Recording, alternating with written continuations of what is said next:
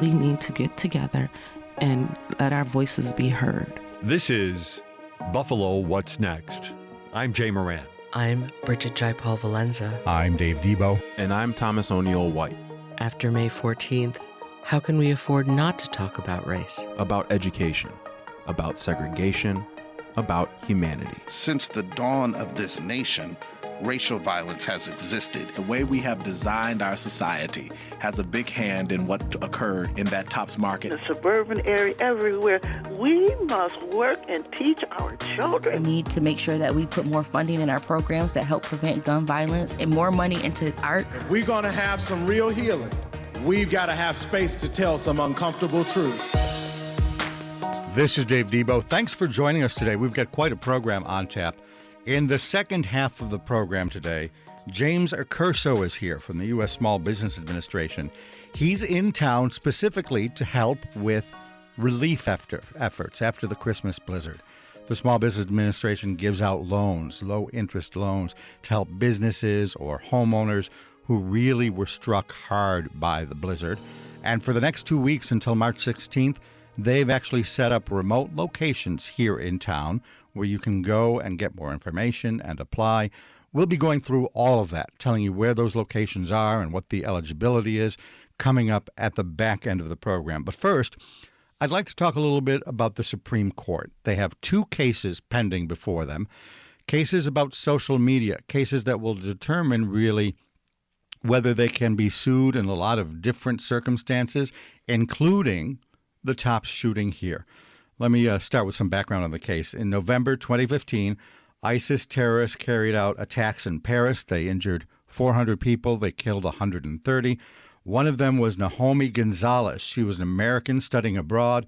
She was the first person in her family to graduate from college.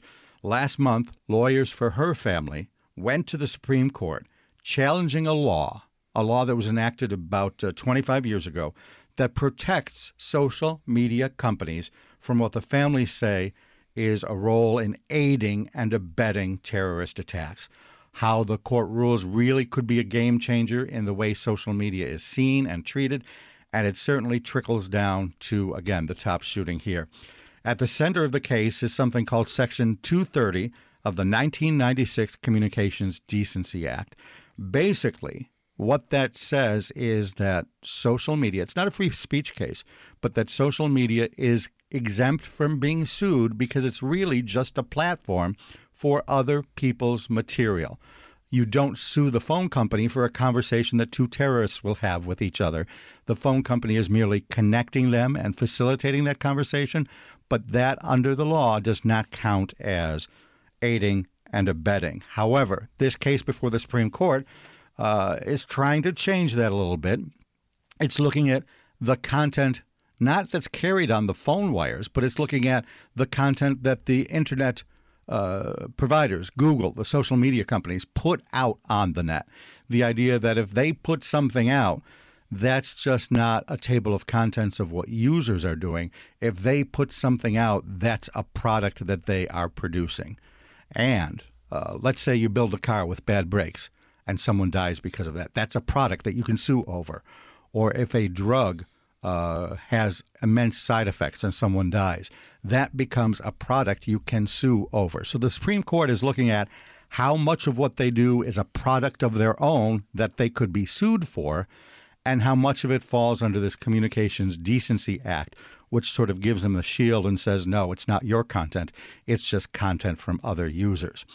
The case has huge relevance here because there are several attorneys in town that are trying to say social media created a product that radicalized Peyton Gendron, the Tops shooter.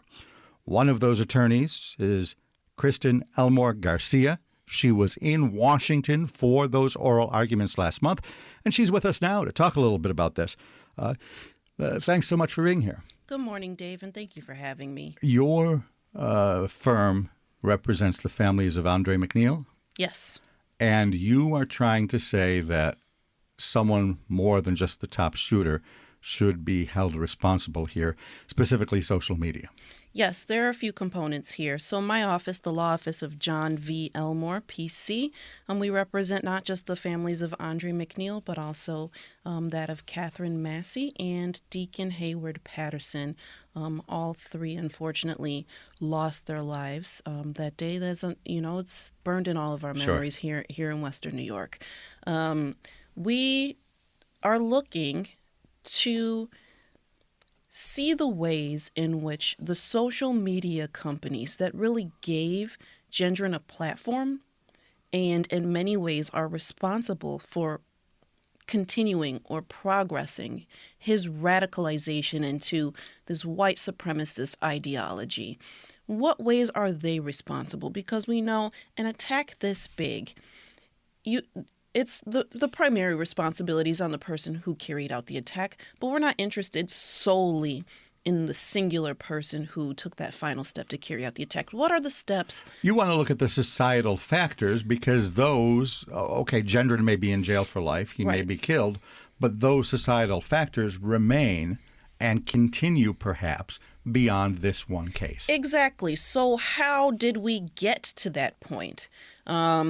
And if you have read the defendant's writings himself, he describes that he was exposed to some of these racist ideas, not just the ideas, but very technical and tricky, weapons information on actually how to modify his weapon, the best the best body armor that he could wear, being exposed to previous similar attacks across the world, like in Christchurch. And all of these come together and sort of created the perfect storm where you take someone who is motivated to do something violent and therefore on the internet all of a sudden has all of the knowledge and resources in the world to actually plan out and carry out this attack. But if Joe Terrorist in New Zealand is putting something out about Christchurch, and the top shooter looks at that, how is the internet company, social media,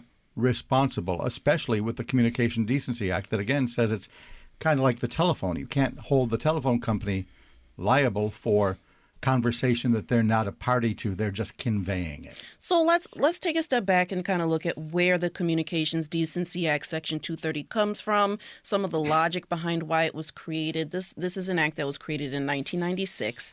When you have an internet that largely functions as just more of an information database, more of a message board type of system where people are going on to very simple, plain websites and pulling and accessing simple data. That's where you have the origin of like the basic chat room, the basic message board. It's almost hard for us to picture the way that the internet worked and functioned 20, 30 years ago because it's so fundamentally different the way we use it now.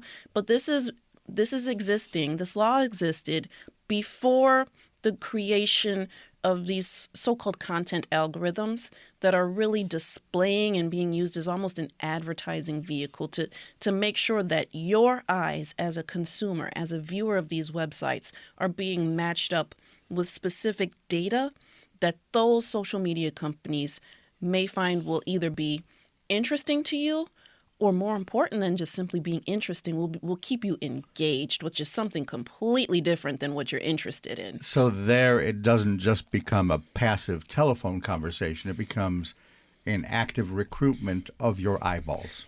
That's the best way to put it. And there's almost two ways to look at what is fundamentally wrong with plain old Section 230 of the Communications Decency Act. So there's two sides. The first side I would say is, does Section 230 need to be changed itself or updated to bring it into more of a modern standard in our usage of how we interact with internet service providers? And then the flip side to that is, do social media companies engage in something different, fundamentally different nowadays, besides just hosting content provided by third parties? So that's the two different ways you can think about it. I think most of us probably could agree that Section 230 is a little bit outdated, but we believe that what the social media companies are doing, Facebook, which is owned by Meta, YouTube, which is owned by Google. Google, exactly. Twitch, which is owned by Amazon. They're actually doing something different.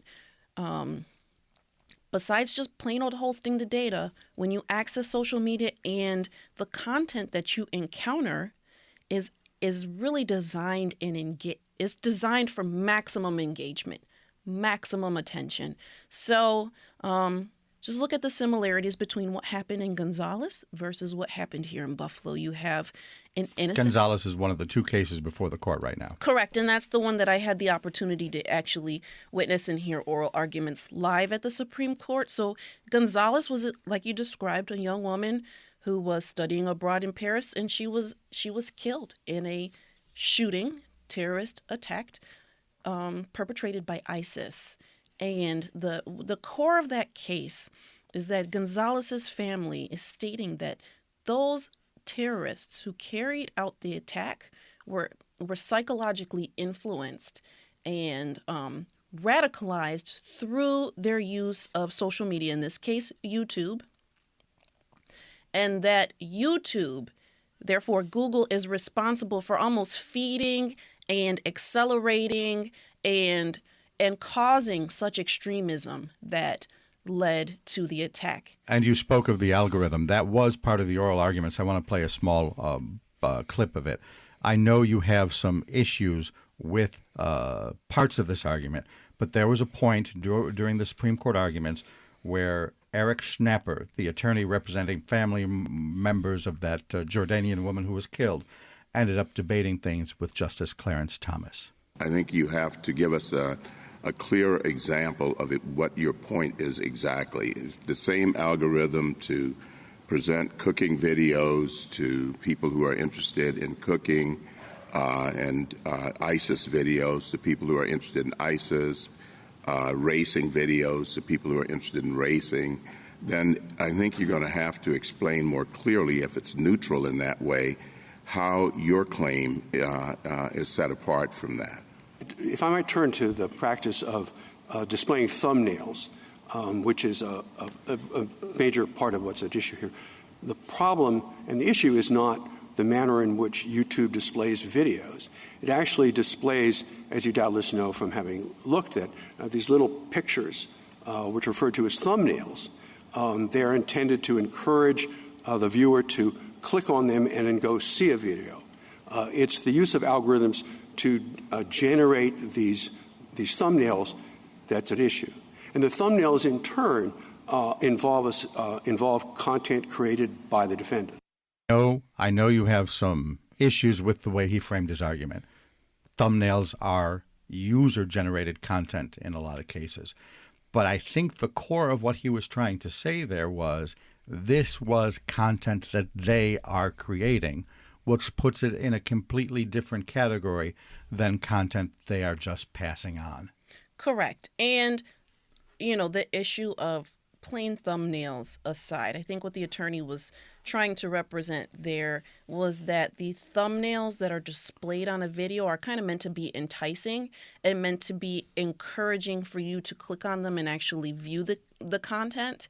And he was trying to distinguish the use of thumbnails by stating, that's not a creation of the person who uploads the content, not the creation of the ISIS terrorist who's producing content about terrorism. I think he was trying to use the example of thumbnails by stating, that's a publishing activity on YouTube's part itself. I don't think it's necessarily the perfect argument, like you said. A lot of times the thumbnails themselves are user-generated, but his argument there is essentially what it boils down to is that YouTube itself does sort of take positive actions in publishing material itself, and it can come in many ways, whether it takes the form of like which videos float to the top of your search results. And there was a lot of discussion in the court on that. Justice Clarence Thomas asked about the algorithms. You heard him say a little bit there about people who want to see racing videos, the algorithm will feed them racing videos. People who want to learn about cooking will be fed videos about cooking. He even went off on an interesting tangent about rice pilaf, people who want rice pilaf from Uzbekistan are going to get different videos than people who want rice pilaf from New Orleans, Creole rice pilaf. Part of the point that I think he was raising is that the algorithm is neutral. The algorithm will work for rice pilaf and also for terrorism training videos. The algorithm is not, while it's a creation of YouTube and Google and those people, it doesn't have intent, and you can only hold them liable if there is intent. Buck back against that part of the argument. So I think Justice Thomas was really trying to state, how could a social media platform be held liable for an extremist outcome when, the sort of idea of an algorithm is applied neutrally across the board across subjects that are interesting to a user. But I think Justice Thomas respectfully maybe had an misunderstanding about the nature of what social media companies are for. They're really vehicles of generating advertising revenue. So the goal of social media companies is to keep you engaged with the content for as long as humanly possible, to display as many relevant advertisements as humanly possible throughout your experience interacting online. And there was a point later on during the oral arguments where Justice Neil Gorsuch brought up the idea of that advertising being a very powerful motivator on the part of social media companies itself. They're really advertising vehicles. So when you start with the assumption that a social media algorithm is neutral across topics, subjects, whether it be cooking, racing, exercising, rice, no, it's not neutral across the board. The idea is engagement for the purpose of ad revenue. And what we find, and what I think maybe had been glossed over in this oral argument, is that simply looking up a racing video does not always pull up more racing videos. Simply looking up a cooking video doesn't always just simply pull up more cooking videos.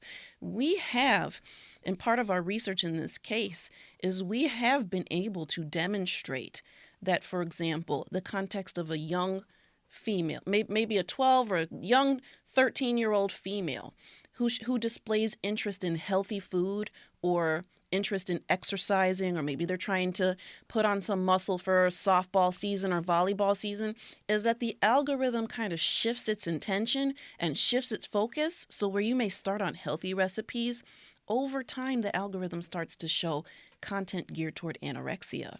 And that it has been proven time and time again that if the social media can peg you into a certain demographic, and if you're looking for healthy food, you will eventually be led down that path toward eating disordered content. And if you're looking for guns that can be modified to do a mass shooting in Buffalo, your argument is that it's going to give that to you. Exactly. So you may start out as someone. I went to the University of Missouri. Out there they call it going plinking. Okay, so you may be interested in some content for guns with the interest of going plinking. Yeah. Hunting, shooting soda cans on the stump. Exactly. Yeah. So if you look at that content, we're hoping to be able to demonstrate and hoping to be able to hold social media platforms liable for is that your interest, however basic entry-level interest you may have in guns, is going to eventually lead you down a path toward extremism, to where you're not just shooting soda cans on the back porch. You're learning how to modify, semi-automatic weapons by hand.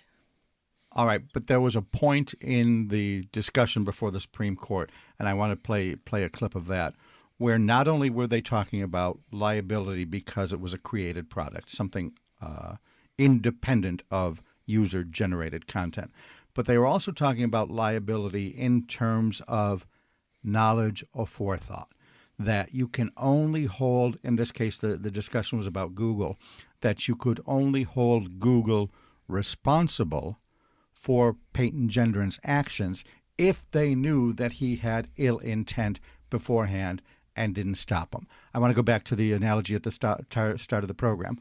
A drug manufacturer creates a drug with side effects, and they still put it out there. That's liability because they probably knew. A car manufacturer puts out a car with bad brakes and someone crashes and dies. That's liability because they probably knew the brakes were bad. But in this particular case, they tried to make the argument that unless they knew ill intent in advance, then liability just isn't there. We do not contend that there is no liability if these companies didn't know that the Reina nightclub would be attacked.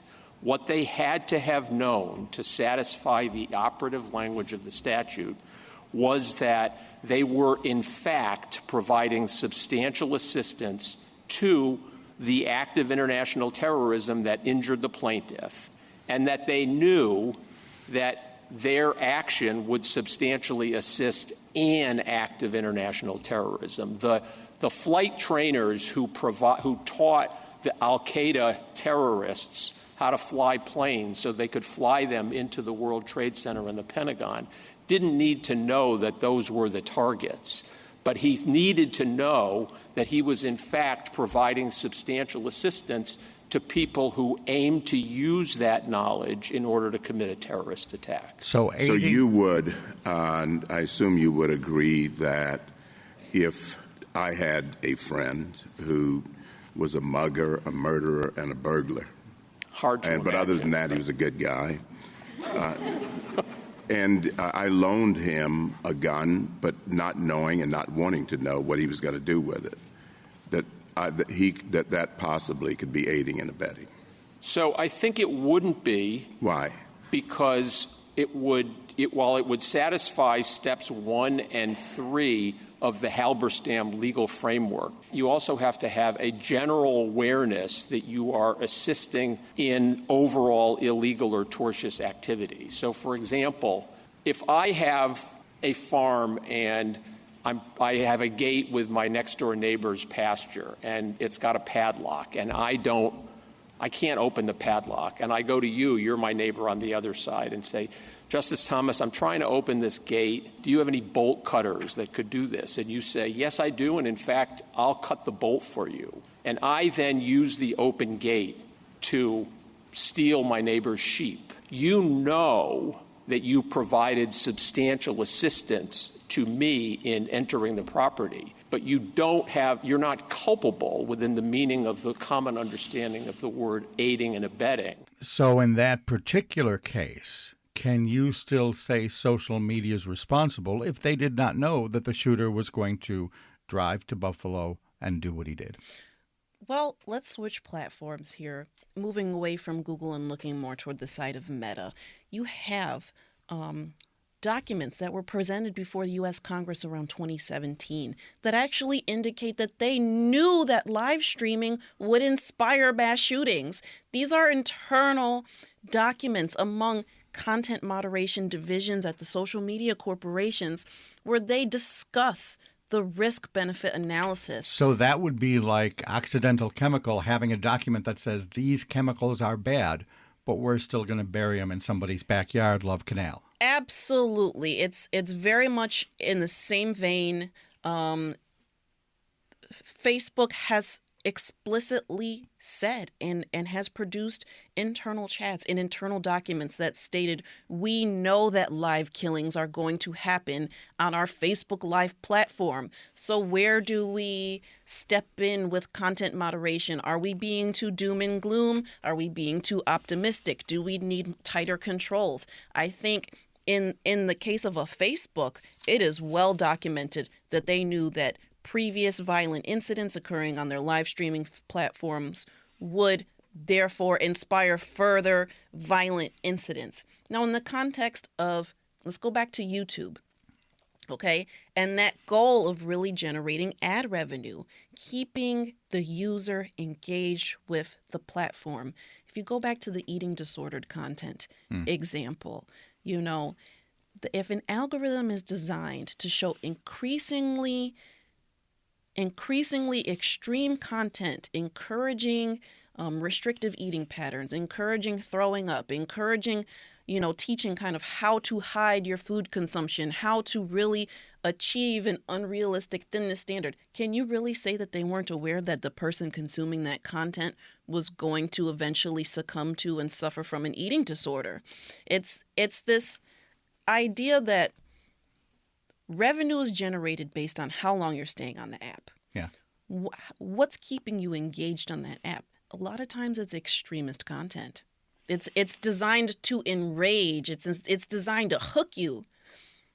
And it does cover a variety of subjects. But if they're pushing out material that, again, is not something they create, if it's just user-generated material, right, that's at the crux of this Supreme Court case here. Absolutely. So, and I'm only using the eating disordered content example just because it's so easy to describe. So, YouTube does not produce the videos themselves. There is a YouTube studio, and in certain circumstances, you can say that YouTube is paying content creators and bringing people into their studios to produce videos. But we're talking about the run-of-the-mill, you shoot something on your phone, upload it to YouTube, somehow it finds its way down the algorithm to me. It's that idea of what gets prioritized in the algorithm. And if you let it autoplay, what's coming next? All right. So, regardless of what the Supreme Court rules, you are still moving ahead and eventually going to sue social media companies based on all the arguments we've discussed here. We have no choice. We have no choice but to. What if, in the interim, the Supreme Court comes down and says, yeah, the Communications Decency Law Act gives them a shield here, gives them continued protection? Mm-hmm. Does your case then explode? No, not necessarily, and I think it's going to have to really hinge on what basis, this appeal to the Supreme Court is either affirmed or denied or remanded.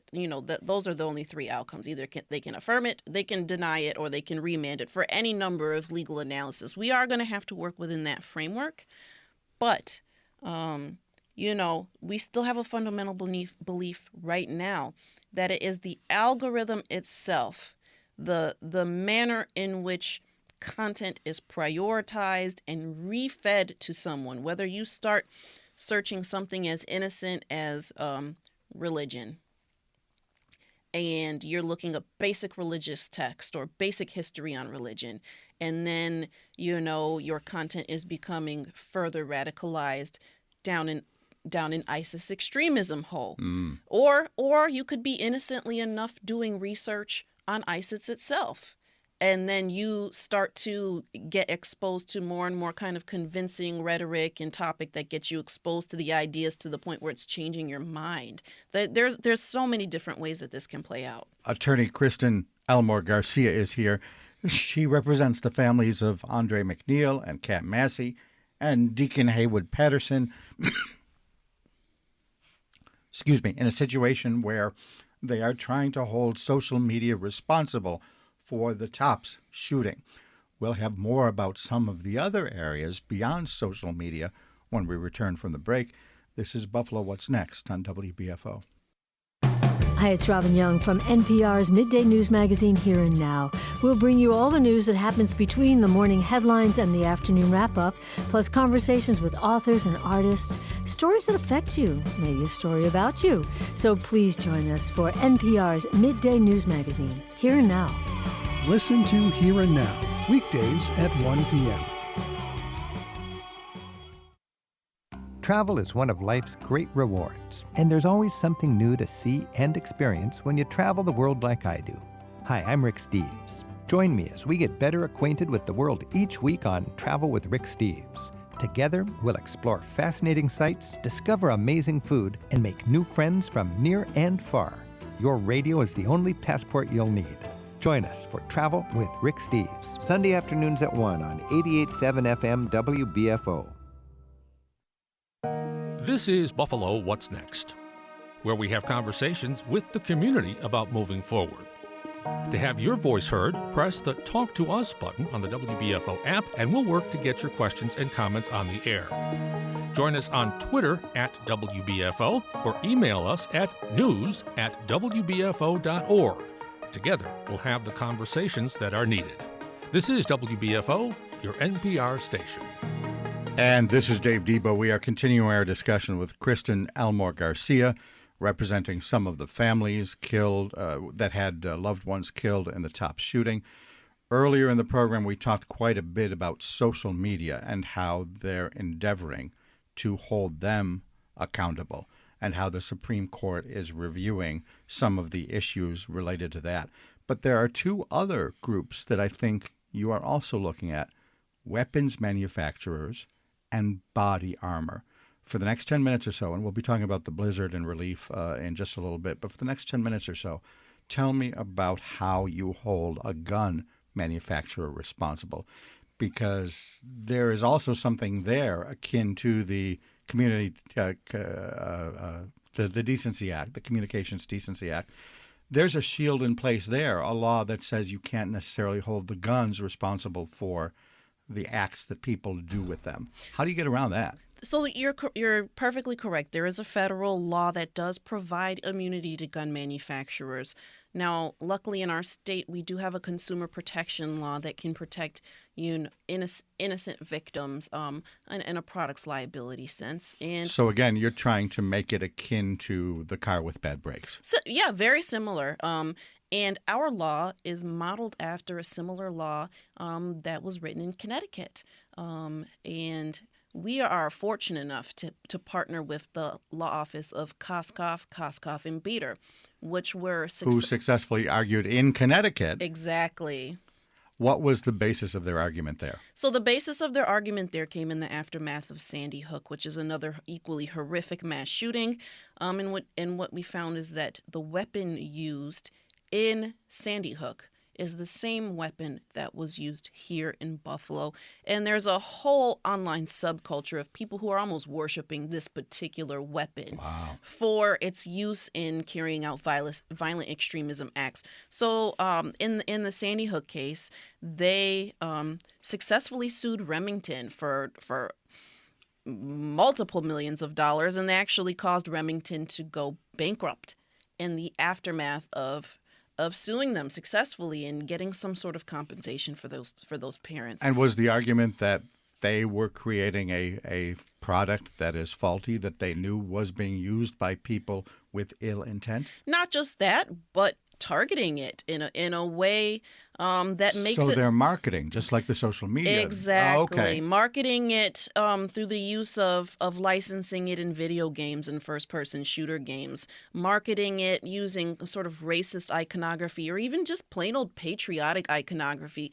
Tying it with themes of masculinity, tying it with themes of patriotism, tying it with themes of you need this, and instilling fear in their consumers to create like a violent swirl or a storm of people who are really attracted to and drawn to this particular weapon to carry out. But isn't marketing free speech? Marketing is free speech. It certainly is, but free speech can be limited when it is causing violent extremist outcomes. Calling fire in a crowded theater. Exactly. And that's the argument you plan on pursuing there. So we do plan on trying. So we have the attorneys directly, Josh Koskoff and Eleanor Sterling. They were also successful in getting a $2 billion verdict against Alex Jones for harassing InfoWars. Yes, for harassing the Sandy Hook families afterward. And both Josh and Eleanor have come to Buffalo many of times. They have been to TOPS. They have met with some of the surviving victims' family members personally. They are going to be an excellent help, but they have the playbook against Remington. The main challenge there is that you have Remington that ultimately filed bankruptcy. I was going to say, if they've got no money, then you can't get money out of them. So that's part of the challenge. That's part of the investigation. That's why we're not limiting ourselves to only one silo. But our belief is that they still are liable and that we still have to try. And then you have another silo, which we would call the body armor. Yep, I was just going to go there. The tactile gear. And if you read the shooter's writing, he does a lot of extensive research in choosing and selecting and purchasing what he believed would be the best body armor that would help him safely carry out the And we did unfortunately lose a hero, Aaron Salter, who tried to fight back. And Gendron was unfortunately protected. He was safe and cozy in his body armor. And was there any documentation or something that he read on the internet that said this body armor will, and I'm sure it didn't use these words, will allow me to carry out a mass shooting? Is there a, forgive the phrase, a smoking gun there? Like you were saying earlier Right. with the bulimia and the anorexia. Is there knowledge or forethought that said this body armor is great if you're going to do something bad? You have sales agents working directly for the body armor manufacturers, conducting direct-to-consumer sales activity through social media platforms. And there's one specific I can think of that occurred on Reddit. There is a body armor manufacturer plate company, and they have a sales agent who had public message board chats directly with the shooter, recommending the best type of consumer protection With knowledge of what the shooter was wanting to do. Now that part gets a little fuzzy. Okay. Do you sell body armor? I guess what it boils down to is, why does an 18-year-old need military grade body armor? So the assumption would be, if you're selling this to an 18-year-old, you have an inkling of maybe how he's going to use it. What are they going to use it for? They're The not. deer doesn't shoot back. Exactly. The deer does not shoot back. So why do sales agents have direct consumer sales activity going on back and forth with the teenager on a social media platform? So there's some intersectionality in terms of who's liable for what content on what platform and when and how it occurred. But I think when you look at it holistically, when you look at it in a whole picture, social media played a big role in all parts of this. You spoke earlier about the win that was brought in court against gun manufacturers because of Sandy Hook. Correct. Remington is bankrupt. How symbolic are these wins? Let's say you're successful in all these cases. The Supreme Court discussion, the body armor, and the gun. Remington was found in error in Sandy Hook, but they still made a gun that was used here in Buffalo.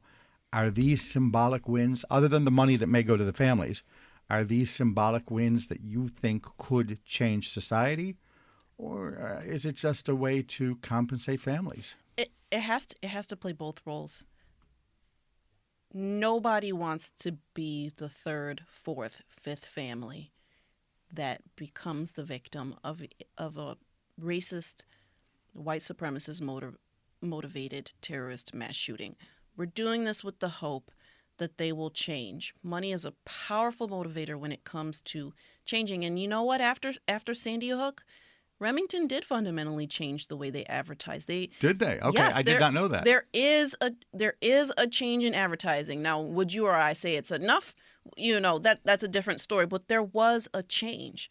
So we need to become agents of change and push more change to hopefully prevent this proliferation of these dangerous weapons and the ideals that fuel the horrific attacks and the combination of the two coming together. As we wrap up here, let's talk timetable. Is there any indication when the Supreme Court decisions could come down? I know they don't publish in advance and say, hey, we're going to do it on October 12th. But is there a sense, at least, of when this issue could be resolved at the federal level? Supreme Court decisions usually come out around May or June. So if we heard an oral argument last month, we should be pretty hopeful to hear a written decision out of the Supreme Court, either sending it back to the Ninth Circuit in California or affirming or denying, the parts of the arguments in some way about midsummer. All right. And what sort of timetable are you on behalf of the families? Well, we've got a lot of research going. Obviously, 230 will influence that. We've got a couple rough drafts of complaints. Nothing is finalized yet. Mm-hmm. I imagine, too, that in this particular case, I know that there are what some have told me are terabytes of information that are being held by the feds as part of their trial of the shooter. I imagine that court proceeding also influences your timetable, especially if they end up unsealing that information and you get access to all that information? Ideally, we would, of course, like to have access. We have some software for our own personal use and capability that really can paint a very clear picture of the escalation and the times of use of social media and just that rabbit hole path. Right now, the federal government does not want to release that information to the families' victims. It's our opinion that that's necessarily that's probably the wrong way to handle it. But I can't imagine, what reasons the federal government has for not wanting to share that data with the victims' families. The case is still pending in federal court. They're probably not going to release that until that is finalized in some way? Right now, there is a protective order in federal court that says that the protective order itself will survive the life of the case. And if you read it in those terms, it's going to last indefinitely unless there's some sort of policy change. So that particular event doesn't affect your timetable? Correct. All right. Thanks so much for doing this. Thank you for having me. Enlightening discussion. Kristen Elmore-Garcia. She represents the families of Kate Massey and Bishop Haywood Patterson and Andre McNeil, trying to look at the roles of social media in light of the top shooting. And again, some of the Supreme Court cases that are pending, 2 of them with oral arguments last month where she was there. Coming up next, we'll talk about the blizzard, Winter Storm Elliott. James Accurso from the U.S. Small Business Administration is here. He's going to talk about loans and eligibility guidelines and deadlines. So much to learn there. Stay with us. This is Buffalo What's Next on WBFO. Are you looking for a rewarding career in public media? Visit WNED.org/careers to learn more about becoming a part of a talented team dedicated to making a difference in our communities. Employees at Buffalo Toronto Public Media enjoy a variety of outstanding benefits. We are located in downtown Buffalo, and we have free parking. We are focused on inclusivity and belonging. Come as you are and apply today. Visit WNED.org/careers. So, where are you? Here at Radio Lab, we go places. Riding in an elevator. From her bathroom. We're walking through shin-length grass. Are we on a boat? No, but we're gonna be. In Namibia. On Mars. In my closet. Poughkeepsie, New York. To Kolkata. Inside the womb. Wow. And everywhere. You guys are gonna have lobster tank. No. Saturdays at 2 p.m. on WBFO.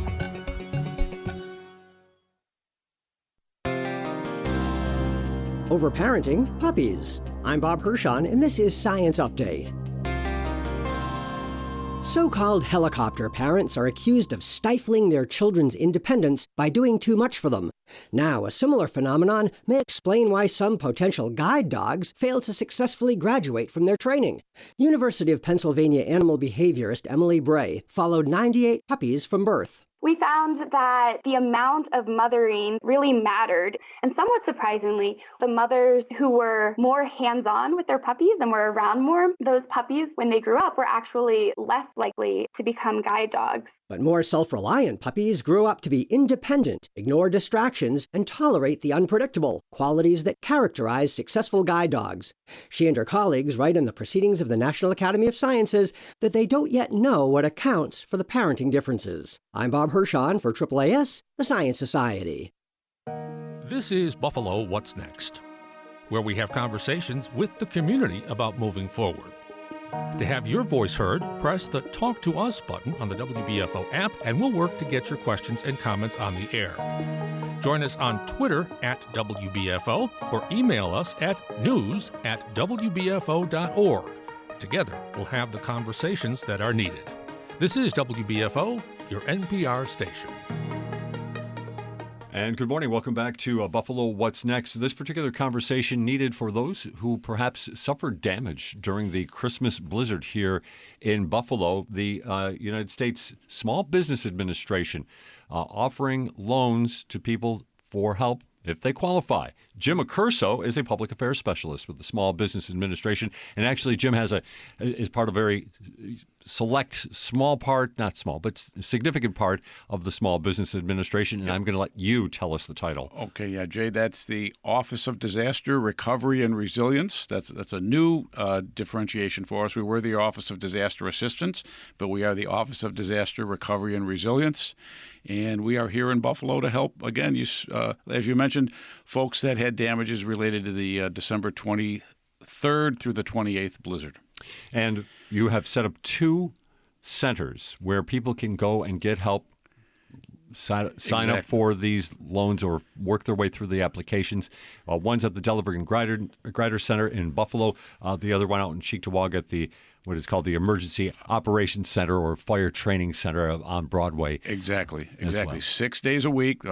Customer service reps are at Delaware and Grider 9:30 to 6, and they're at the EOC in Cheektowaga 9 to 6 Monday through Friday, and then 10 to 2 on Saturdays. All right. So the word has already gotten out because you've had some applications already. Had some over 100 applications, right? We have written some loans, and we are encouraging more folks to come in and sit down and talk with a trained customer service rep, and get their questions answered, and hopefully get their applications in. Because one of the things that happens, this is interesting. You said even yesterday there was an example of somebody who came in, had been rejected online, and after sitting down with someone yesterday, the progress was considerably different. Exactly. So if by chance they find they've been had their application kicked back, we do encourage them to reapply, come back in, talk to a service rep. Many times, it's maybe a box wasn't checked or a signature is missing. So we do encourage folks to come in and talk to us. Actually, when the application process goes down the line, the process itself is going to take about 5 weeks before they're actually going to talk to a loan officer and get the loan. And the loans are no obligation. I want to stress that. There's no fee to apply, and there's no obligation. But through that longer process, when they do get a letter from us and it's going to be spelled out why they were found ineligible, bring that paperwork in and sit down and talk to us. Because there's a possibility that, again, it could have been of a small error of some regard and does not necessarily give an overall picture of your eligibility. Right, and not missing a piece of paperwork or required paperwork. Yeah. And I don't know about you, Jim, but I think overall, is it better just for someone like me to go sit down with somebody and talk rather than try to work my way through a computer? It is, because it can be a little daunting online. We today we do everything online, right? And it's you got to follow through the process, but you are going to work with a trained customer service rep. You're gonna have a keyboard there in front of you so you can be able to key in your own personally identifiable information, and they'll follow you through the process, and you can be on your way in about an hour or so. Yeah. Okay. Now let's talk about eligibility in this sense. Mm-hmm. Somebody owns a home, has had damage of some regard. Roof damage seems to be the one that I hear the most about. What falls under the eligibility requirement to perhaps qualify for one of these loans that could help recover from that damage? Well, so the major eligibility is that the damage had to happen between the 23rd and the 28th of December. So that's on the declaration. That's on all. What if I had an old roof, and we're talking about some old housing stock here in Buffalo? What if it was an old roof, but it took the plunder during that storm? Likely they're eligible. And again, come in and talk to us. Get the application in. When the application goes up for review, that's where the decision will be made by a loan officer. Yeah. Okay. So, again, these are loans. Yes, these are loans. These are long-term, low-interest loans, as low as 3%. Which is pretty good these days. And lower. And also, when the loans today, if you do get awarded a loan, your payments will be deferred for 12 months, interest-free. So there'll be no accrued interest during that time. So we encourage folks to come in and, again, see if they're eligible and take advantage of the terms. We're talking with Jim Accurso from the U.S. Small Business Administration about disaster loans that are available to folks who had endured damage during the Christmas storm. Jim laid out the dates already. Jim, when you were talking about low-interest loans and delayed payments and things like that, almost thought, too good to be true. And this is something you brought up to me, how important it then becomes to have a trusted voice, not a government person, but somebody else who is helping to tell people and get that message out that this is help that is available, and it really is a good deal. Yes, very good point. And that's what we encourage you. If you're listening today, you may not have had damage, but you know someone who has. Encourage them to talk to us. Maybe take them online yourself. Have them go through the process. SBA.gov/disaster. You can apply at disasterloanassistance.sba.gov. If somebody doesn't have a computer and they want to get a paper application by mail, they can call our 800 number, which is 659-2259, and get information too as well, mailed to them. I know the Erie County folks hooked you up with us to get you in here. So is there information available through county agencies and such as well? Through county agencies, we work with, and I'm working with municipalities, chambers of commerce, reaching out to any stakeholders we can to get our flyers posted, to get our information out, about the loan program. So we have 3 types of loans. We have the business physical damage loans, and those are up to $2 million. So those are for business owners to recover any disaster damaged property, real estate, inventories, and the like. And we also have the economic injury disaster loans, and that's for a business owner who may have had a setback, couldn't do business because of the storm. They couldn't get out to talk to their clients, or like a restaurant, clients couldn't come to them. They were shut down. Those are the working capital loans. They still have to, make payroll and pay the utilities and things like that. So we can maybe help with those. The economic injury loans, the deadline for those to apply is November 27th. But the business physical damage loans and the home disaster loans, which we also offer, again, a lot of folks don't know that we offer loans to homeowners and renters. The deadline for those is April 28th. So the centers close on March 16th. But the deadline to apply online is the 28th of April. Now, Jim, our time is short, so I don't want to overcomplicate this. But as you were talking as well, I'm getting... Maybe, if I have a business or I'm a homeowner, I might already have some insurance that's going to help me out perhaps down the road. That does not preclude or does not disqualify me from applying for this loan. No, it doesn't disqualify you. Your loan amount will be adjusted for any other funding sources that you may have gotten to for your repair or replacement of your contents or your structure. Right. So if you have already talked to an insurance agent and got that in the works, still come in and talk to us. If you haven't yet, you don't need to wait. Again, time is of the essence too. If you want to come in and talk to somebody, like it's a week from today, where the centers are going to be closing at 4:00 on the 16th. Okay, so they're closing next week. Okay. Yes. How has been traffic at the Delavan Grider Center? Traffic's been very good. We even added a staff, so we've got 4 trained customer service reps. We got folks come in there. They can sit and wait and sit down and talk to someone. The process takes, like I said, about an hour. But we are going to help you through it as best we can. And we're I was there Saturday. And see, not Saturday, we had a pretty good crowd coming in. So the Emergency Operations Center, not as much. So again, if you have an option and time is a little short, I might encourage folks, if they can, to get over to the center in Cheektowaga. You spend a lot of time on the road, and it's interesting you also mentioned how resiliency is now in the title. Mm-hmm. There's a reason for that. There is a reason for that, because of the the intensity of the storms that are occurring, and we even offer, on top of the loan amount, we will offer help for mitigation. So if you could put in place anything that could keep this situation from happening again to your home or business, say you maybe do some kind of reinforcing so you don't have an ice dam, or you don't have flooding in your basement, put in a sump pump, or any type of a mitigation measure, you can get additional funding, and in addition to the amount of the loan that you're ultimately awarded, up to 20%. So, we are aiming to help folks, down the line to, again, to become more resilient. And you of course have been visiting a lot of these sites, but you shared with me visiting Kentucky after that flooding that occurred. That was unbelievable. I mean, just what that's like, and what it's like trying to to connect with people. Trying to connect to people, when they're isolated, number one, right? As a Kentucky, folks can get back up in them hollers, as they call them.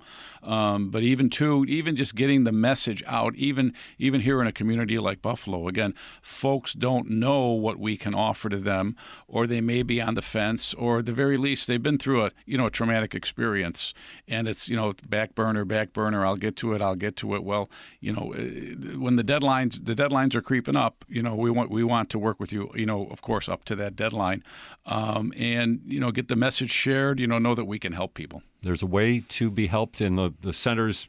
We'll have in-person folks there till next Friday out at the Emergency Operations Center in Cheektowaga, the Fire Training Center, whatever you want to call it, on Broadway, and also at the Delavan Grider Community Center as well. Jim, we're winding up on time here, but then again, numbers for folks to call and website probably the best way to just clear website is so that's disasterloanassistance.sba.gov. And like I mentioned, if somebody wants a paper application, they can call 800-659-2955. But again, the best way is to get into a center. We're sitting there, we're waiting, we're trained, we're experienced, we're ready to help.